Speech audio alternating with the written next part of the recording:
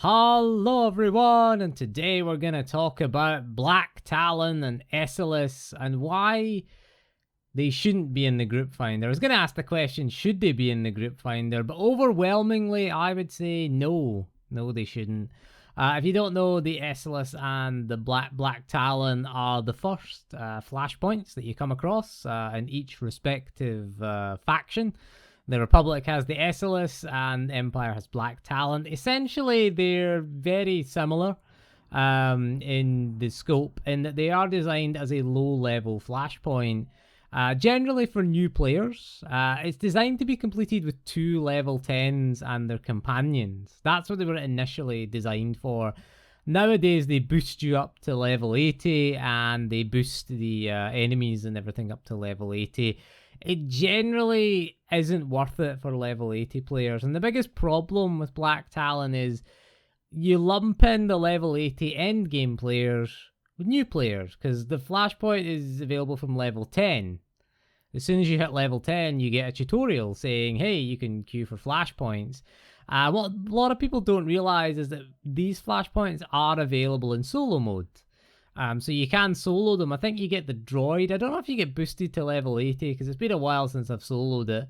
But I think you either get boosted. Used to be you get boosted down the last time I did it. You would get pushed down the way rather than up the way. But I think all of them now, you get pushed up to max level, whatever that may be if you're watching this video in the future. Currently it's level 80. So yeah, it just has far too many cutscenes, and the problem with these cutscenes is you've seen them 100 times before. Most of the veteran players, the endgame players, we've seen these cutscenes before. There's nothing really changes. You get to choose which boss you want to fight in Black Talon. This is the footage that you're looking at right now. So if you pick the dark side, you fight a different boss. You pick the light side, you fight a different boss. Most people urge you to pick the dark side or don't pick an option, really. Abstain from picking the option because the dark side boss is a lot quicker than the light side boss, to be honest with you. But yeah, it is mostly cutscenes, and all you get is people telling you to spacebar your way through them. As you can see from the chat in this one, that people are again complaining about the cutscenes.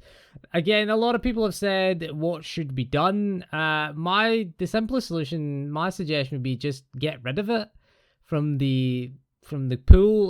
The other option would be to just limit it to say 10 to 30.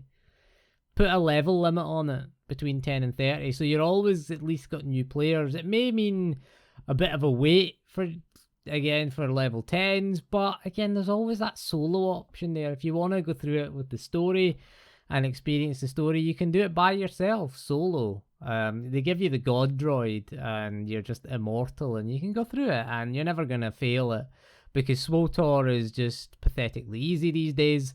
The master mode shouldn't be there as well. The master mode is ridiculously easy as well. And again, it is mostly cutscenes. That is the challenge of this Flashpoint, is not falling asleep in the cutscenes. The cutscenes really don't do anything. A lot of people said that they should have the Flashpoint with the cutscenes disabled as another option. Now this was an option that was used on the public test server on the PTS for new content to avoid story spoilers. So it is possible that they can do these Flashpoints without the cutscenes, because a lot of them, when they were being tested, they wouldn't have the cutscenes in them. They just came up when you skipped the cutscene automatically. Again, this was done to avoid story spoilers for when the game went live, so that you could experience the story at the same time as everybody else. And that made sense because you were just there to test it out. But yeah, it would be nice to have that as an option. People do want the story skip option as an option in Group Finder as well, and I think that would be a reasonable idea. I think just taking it out and replacing it with Kuat drive yards. I don't know why they took that out of the Group Finder, because I'm guessing because people failed it because it actually had mechanics that you had to follow. Again, there's no mechanics in these fights really, and the fights are fairly basic. They're just move out of this, that's basically it. Move out of bad. Don't stand next to the little Padawan when she charges up her attack. Even then, if you stand next to her, it doesn't do any damage. So the mechanic doesn't really matter, which is a shame though, because I get it that it's meant to be a tutorial Flashpoint, but the mechanics should matter in a tutorial. I mean, it may only be simple mechanics, but at least make them matter, at least if you're doing the tutorial Flashpoint. Master mode is not that much more difficult, to be honest with you. It is fairly simple, but again, it just rewards the same level of gear as every other Flashpoint.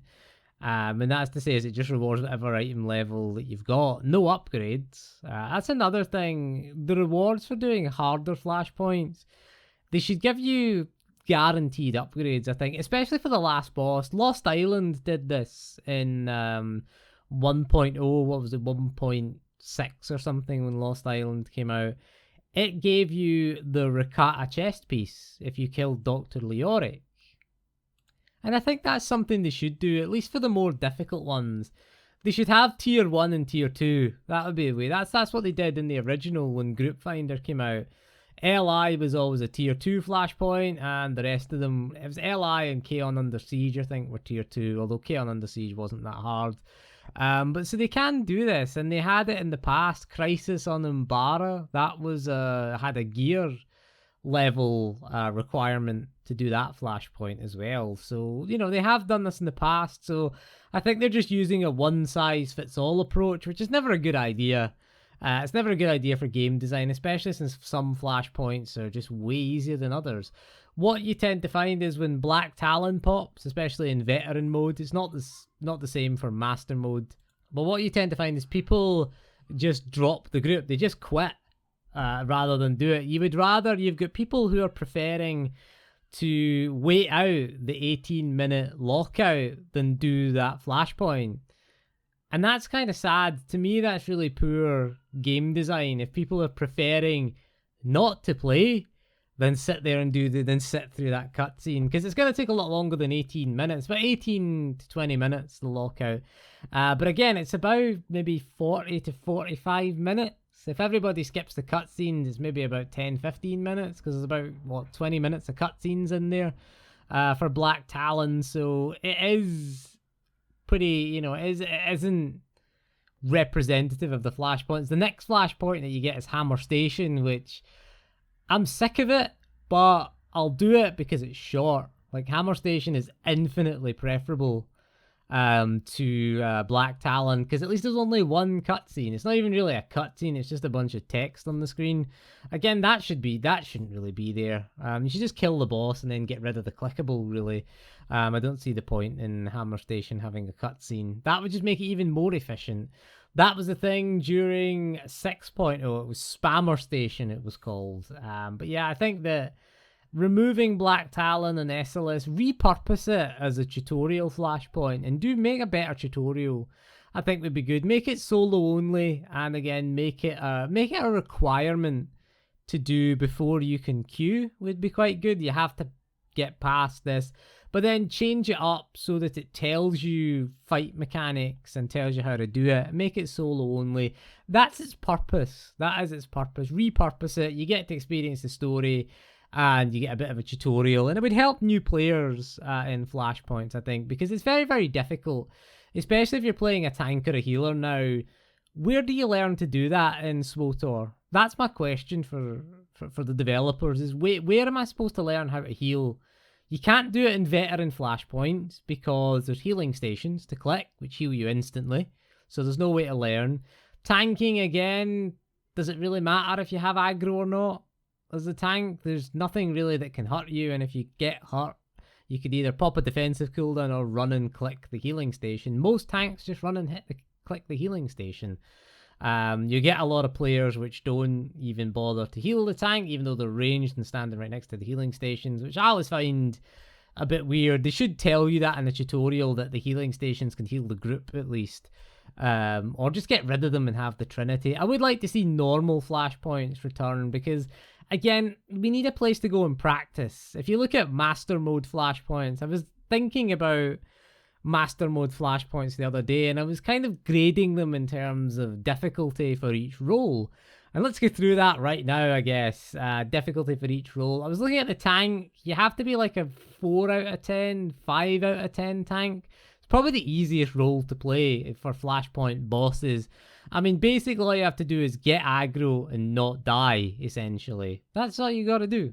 Have aggro, pop some defensive cooldowns, DPS need to be around a 7 out of 10. There's some bosses in the game that are really tight, maybe an 8 out of 10 there, because you're going to have to, you know, use your cooldowns, know your rotation, unless you want to hit and rage.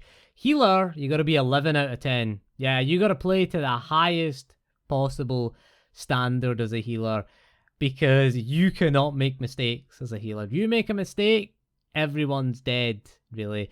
The DPS can kind of get away with it. If you've got one good DPS and one bad DPS, then the good DPS can generally make up for the bad DPS. But generally, tanking is probably the easiest role these days, because all you gotta do is get hit and don't die.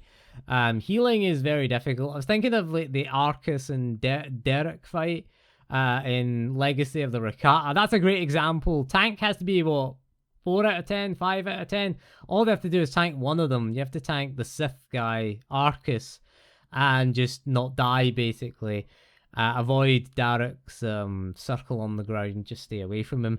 But that's about it. DPS have to be about a 7 or 8 out of 10, because you have to nuke the trooper, nuke Derek down quickly as possible. Healer, again, you got to be 11 out of 10, because there's a lot of damage that goes out during that fight.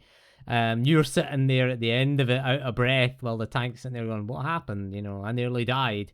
I did do it. I did it with my 330 gear Scoundrel, and even in 330 fully augmented gear, struggle. It was a struggle. It was a real struggle. I was running out of energy at the end, and just spamming the free ability. What was it? Diagnostic scan. I was doing. Or is it healing scan? I can't remember. What the ability is called. I think it's diagnostic scan. I think that's what it is on the operative, at least. It is one or the other, something like that. But yeah, difficult to say the least. But anyway, so that is all for this video. Again, Esseles Black Talon. Sad that it's there in the group finder. I think KDY, a Kuat Drive Yards Master Mode would be kind of good, I think. I know it was designed to be role neutral, but it'd be interesting to see what KDY Master Mode could do. But anyway, that is all for this video, so thank you for joining me, and we'll see you again soon, and goodbye.